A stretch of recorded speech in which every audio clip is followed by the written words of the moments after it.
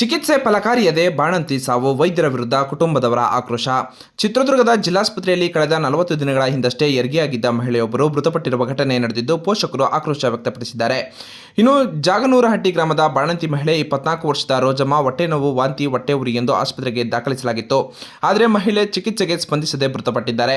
ಇನ್ನು ಈ ಮಹಿಳೆ 40 ದಿನಗಳ ಹಿಂದೆ ಜಿಲ್ಲಾಸ್ಪತ್ರೆಯಲ್ಲಿ ಗಂಡು ಮಗುವಿಗೆ ಜನ್ಮ ನೀಡಿದ್ದು, 5 ದಿನ ಆಸ್ಪತ್ರೆಯಲ್ಲಿ ಇದ್ದು ನಂತರ ಮನೆಗೆ ತೆರಳಿದರು. ಆದರೆ 40 ದಿನದ ಬಳಿಕ ಹೊಟ್ಟೆ ನೋವು, ವಾಂತಿ ಎಂದು ಆಸ್ಪತ್ರೆಗೆ ದಾಖಲಿಸಿದ್ದಾರೆ.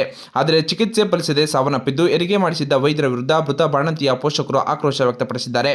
ಅಷ್ಟೇ ಅಲ್ಲದೆ ಬಾಣಂತಿ ಸಾವಿಗೆ ತನಿಖೆಗೆ ಆಗ್ರಹಿಸಿ ಕರ್ನಾಟಕ ರಕ್ಷಣಾ ವೇದಿಕೆ ಕನ್ನಡ ಸೇನೆ ಚಿತ್ರದುರ್ಗ ಘಟಕ ವತಿಯಿಂದ ಶಾಂತಿಯುತವಾಗಿ ಪ್ರತಿಭಟನೆ ಮೂಲಕ ಡಿಎಚ್ಒ ಮುಖಾಂತರ ಮುಖ್ಯಮಂತ್ರಿಗಳಿಗೆ ಮನವಿ ಸಲ್ಲಿಸಿದ್ದಾರೆ. ಹೆರಿಗೆ ವೈದ್ಯರ ನಿರ್ಲಕ್ಷ್ಯದಿಂದ ಬಾಣಂತಿ ಸಾವನ್ನಪ್ಪಿದ್ದು, ಕೂಡಲೇ ವೈದ್ಯರ ಮೇಲೆ ಕ್ರಮ ಕೈಗೊಂಡು ತನಿಖೆಗೆ ಒಳಪಡಿಸಬೇಕು ಎಂದು ಸರ್ಕಾರಕ್ಕೆ ಒತ್ತಾಯಿಸಿದ್ದಾರೆ. ಇನ್ನು ರೋಜಮ್ಮ ಸರ್ಕಾರಿ ಆಸ್ಪತ್ರೆಯಲ್ಲಿ ಚಿಕಿತ್ಸೆಗೆ ಬಂದು ರೂಪಾಶ್ರೀ ಇವರ ಹತ್ತಿರ ಶಸ್ತ್ರಚಿಕಿತ್ಸೆ ಮಾಡಿಕೊಂಡು 40 ದಿನಗಳಾದರೂ ಸದರಿ ಶಸ್ತ್ರಚಿಕಿತ್ಸೆ ಮಾಡಿರುವ ಜಾಗವು ವಾಸಿಯಾಗಿರುವುದಿಲ್ಲ. ಕೀವು ತುಂಬಿಕೊಂಡು ನರಳಾಡಿ ಶಸ್ತ್ರಚಿಕಿತ್ಸೆ ಜಾಗದಲ್ಲಿ ರಕ್ತಸ್ರಾವವಾಗಿ ಇದರ ನೋವಿನಿಂದ ಸುಸ್ತಾಗಿ ಬಾಣಂತಿ ಸಾವಿಗೀಡಾಗಿರುವ ಆರೋಪ ಕೇಳಿಬಂದಿದ್ದು, ಸಾವಿಗೆ ವೈದ್ಯರ ನಿರ್ಲಕ್ಷ್ಯತನವೇ ಕಾರಣ ಬಾಣಂತಿ ಸಾವಾಗಿದ್ದು, ಈ ಹಿನ್ನೆಲೆ ಮುಖ್ಯಮಂತ್ರಿಗಳು, ಆರೋಗ್ಯ ಸಚಿವರು, ಜಿಲ್ಲಾ ಉಸ್ತುವಾರಿ ಸಚಿವರು, ಶಾಸಕರು, ಸಂಬಂಧಪಟ್ಟ ಮೇಲಾಧಿಕಾರಿಗಳು ಸೇರಿದಂತೆ ಕೂಡಲೇ ಎಚ್ಚೆತ್ತುಕೊಂಡು ಬಾಣಂತಿ ಸಾವಿಗೆ ಕಾರಣರಾದ ವೈದ್ಯರನ್ನು ಕೂಡಲೇ ಅಮಾನತು ಮಾಡಿ ತನಿಖೆಗೆ ಒಳಪಡಿಸಬೇಕು. ಹಾಗೂ ಆಸ್ಪತ್ರೆಯಲ್ಲಿ ಲಂಚ ಎಂಬ ಪದ ಬರದಂತೆ ನರ್ಸ್ಗಳು ಸೇರಿದಂತೆ ಎಲ್ಲ ಸಿಬ್ಬಂದಿ ವರ್ಗದವರಿಗೂ ಸರ್ಕಾರ ಕಟ್ಟುನಿಟ್ಟಿನ ಆದೇಶ ನೀಡಿ ಸರ್ಕಾರದಿಂದ ಬರುವ ಚಿಕಿತ್ಸೆಯನ್ನು ಬಡವರಿಗೆ ಉಚಿತವಾಗಿ ನೀಡಲು ಕ್ರಮ ಕೈಗೊಳ್ಳಬೇಕು ಎಂದು ಡಿಎಚ್ಒ ಮೂಲಕ ಮುಖ್ಯಮಂತ್ರಿಗಳಿಗೆ ಮನವಿ ಸಲ್ಲಿಸಿದ್ದಾರೆ. ಸರ್ ಈ ಕಡೆ ನೋಡಿ.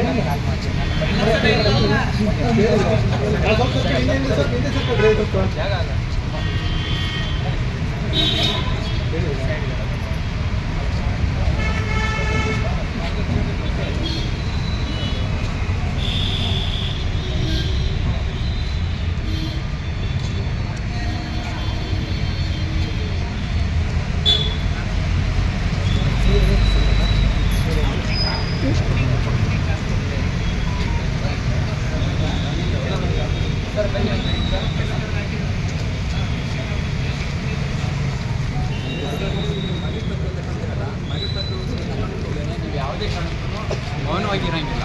ಏನು ಮನವಿ ಪತ್ರ ಕೊಟ್ಟಿದ್ದಾರೆ, ನಾವು ಹೋಗಿದ್ದೀವಿ ಅಂತಂದರೆ ಯಾಕಂತಂದರೆ ಇವತ್ತು ಮಾಜಿ ಮುಖ್ಯಮಂತ್ರಿಗಳಾದ ಎಸ್ ಎಂ ಕೃಷ್ಣ ಅವರು ಅವರು ಎಲ್ಲ ನಾವು ಪಂಚಕಪ್ಪದಲ್ಲಿದ್ದೇವೆ. ಅದರಿಂದ ನಾವು ಏನೋ ಈ ಹೋರಾಟ ಮಾಡಬೇಕು. ಮತ್ತು ಅವರು ನಮಗೆ ವೈದ್ಯರು ಅವ್ರನ್ನೂ ಕೂಡ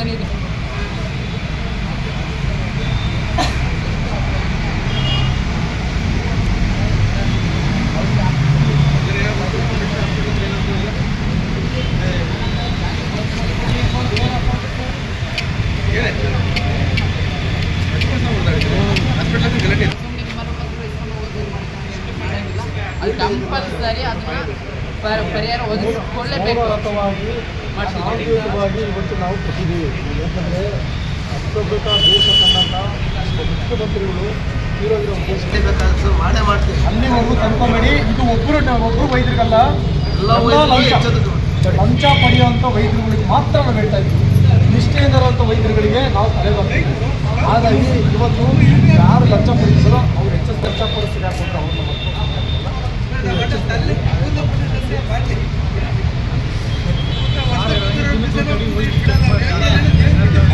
ಇಲ್ಲ ಅದನ್ನು